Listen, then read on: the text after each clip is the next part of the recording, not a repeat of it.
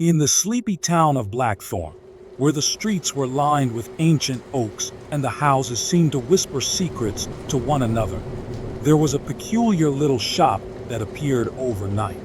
It had no sign, no windows, and a door that looked like it hadn't been opened in decades. But the townsfolk knew it was there because of the smell, a sweet, intoxicating aroma that lingered in the air like the ghost of forgotten memories.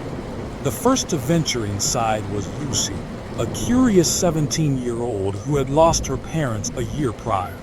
She pushed the creaky door open and was met with a dimly lit room filled with rows of old, dusty jars.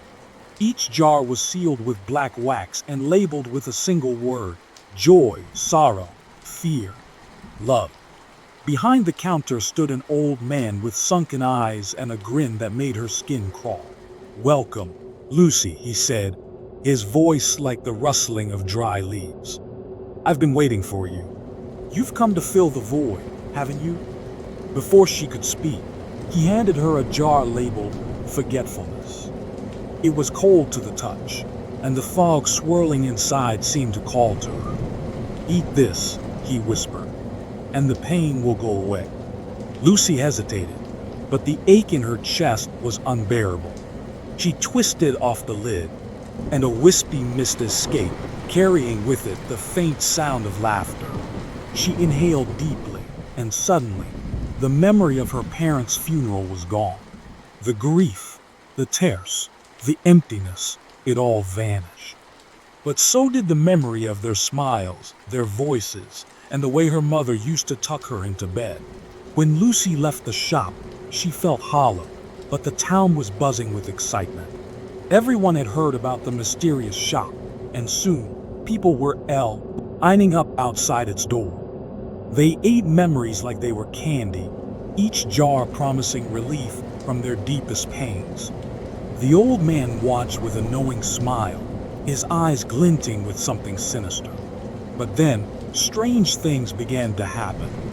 Mrs. Thompson, who had eaten a jar labeled regret, started repeating the same conversation over and over, unable to remember anything beyond that moment.